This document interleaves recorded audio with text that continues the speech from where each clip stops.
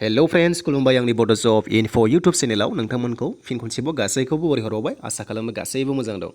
दिनैनि कन्टेन्टआ जोबोर मोजां जागोन लोगोफोर आरो नोंथांमोननि थाखाय हेल्पफुल जागोन बेनो जाबाय हेल्थ डिपार्टमेन्टआव गोबां एप्लाइ जागासिनो दंमोन दा बिनिनो आं थांनाय बोसोरनि हेल्थ डिपार्टमेन्टनि एग्जामनि कुइसन पेपार लाना फैदों लोगोफोर प्रिभियास एग्जामनि दा बेवहाय ग्रेड 3निमोन पस्टआ जिके आं लाना फैदों गासै 10टा थ' नोंथांमोनाहाय मोनबाय थागोन उनावहाय आरोबाव आं दायो मात्र 10टा लाना फैग्रोबाय जुदि नोंथांमोना कन्टेन्टखौ मोजां मोनोबा लाइक कमेन्ट शेयार खालामदो आरो लोगोसे नोंथांमोना चेनेलाव गोदानै फैदोंब्ला चेनेलखौ साबस्क्राइब खालामदो थ' लोगोफोर आङो भिडिअ खालामनो हाथ'वाखैमोन मानो होनोब्ला एसे गगा मोनगासिनो दङ थ' देहाया एसे प्रब्लेम जादोंमोन दा फाइनालि आं नोंथांमोननो खालामबाय एसे मोजां मोननायलाय देहाया दा जों थांसै गोबाव खालामालासिनो जों नायनोसै बेवहाय पिडिएफ फाइल नायनोसै लोगोफोर थांनाय बोसोराव ग्रेड 3आव मा कुइसन फैदोंमोन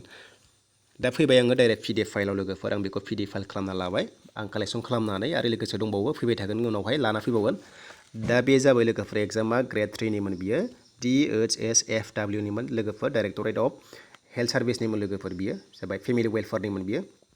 दा बेवहाय नायदो नै बेवहाय बेबायदि कुइसन फैदोंमोन बेनो जाबाय नाम्बार 1आव नुनो मोन्दों लोगोफोर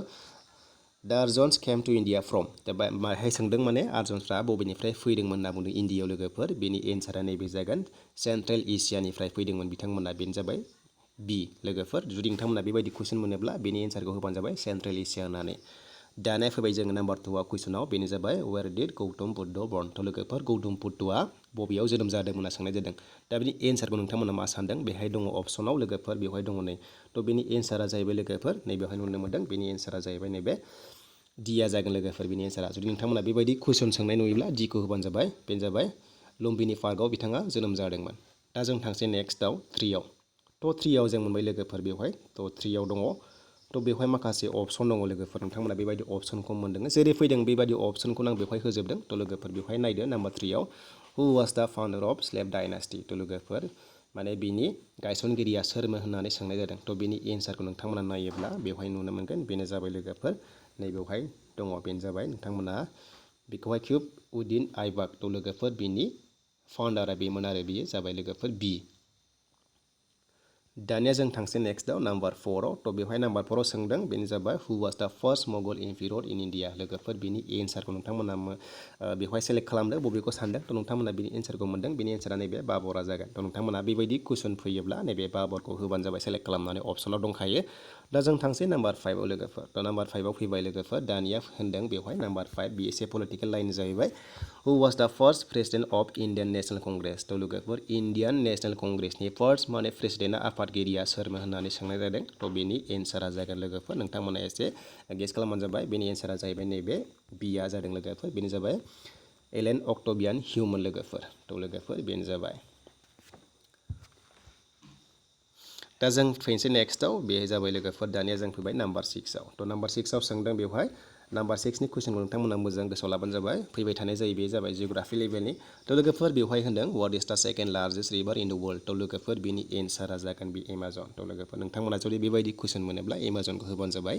दा जों थांसै नेक्स्टआव गोबाव खालामालासिनो जों थाब थाब नायगोन आरो लोगोसे फैबाय थागोन मोजां मोजां जिके कालेक्सन लाना फैगोन जिथु थांनाय बोसोराव फैनायफोरखौ दा फैबाय जों 7आव बेहाय नुनो मोन्दों 7आव what is the capital of Canada थ' लोगोफोर बे फैबाय थायो बांसिन फैनायखौ जों नुनो मोन्दों ग्रेड 3आव थ' बिनि एन्सारा जागोन नैबे एआ जागोन लोगोफोर अटावा थ' बिथांमोननि केपिटेला जाहैबाय अटावा थ' बिथांमोना बे केपिटेल थ' नोंथांमोना बेखौ गोसोआव लादो दा जों फैबाय नाम्बार 8 थ' नाम्बार 8आव नुदों लोगोफोर थ' नाम्बार 8आव बेबायदिनो कुइसन दंमोन थ' नोंथांमोनाहाय बेबायदि मोनगोन दा बेवहाय सोंदों लोगोफोर बा होन्दों बागदाद जागोन बे लोगोफोर बागदाद इज सिटुएटेड अन दा बेंक अफ हुइच रिभार थ' लोगोफोर बेनि एन्सारा नोंथांमोना जागोन नोंथांमोना नैबे एन्सारखौ होबानो जाबाय नाम्बार 8आव बेनो जाबाय टिग्रिस रिभार थ' बेनि एन्सारा टिग्रिस रिभार जागोन लोगोफोर दा जों नाम्बार 9आव फैबाय जोबथारसिगोन नाम्बार 9आव जों मोनबाय लोगोफोर which of the following is called land of the rising sun थ' लोगोफोर माने लेन्ड अफ दा राइजिं सान होनना सोरखौ कान्ट्रिखौ बुंनाय जायो बा मिथिनाय जायो होनना बुंदों लोगोफोर बेनि एन्सारा जाबाय जापान थ' नोंथांमोना मोन्दों बिआव थ' बेनि एन्सारा जापान नोंथांमोना बेखौ डाउनलड खालामना लाबानो जाबाय पिडिएफ फाइलखौ आङो होबाय डिसक्रिपसनाव थांनानै डाउनलड खालामनानै प्रेक्टिसखौ खालामबाय थाबानो जाबाय बे जाबाय हेल्थ डिपार्टमेन्टआव फैदोंमोन थ' गोबांनि एग्जामाव फैनायनि चान्स दङ थ' नोंथांमोना बेखौ एसे फल' खालामबा नायबाय थाबानो जाबाय प्रेक्टिस खालामबाय थाबानो जाबाय दानिया जों लास्ट कुइसनाव फैबाय लोगोफोर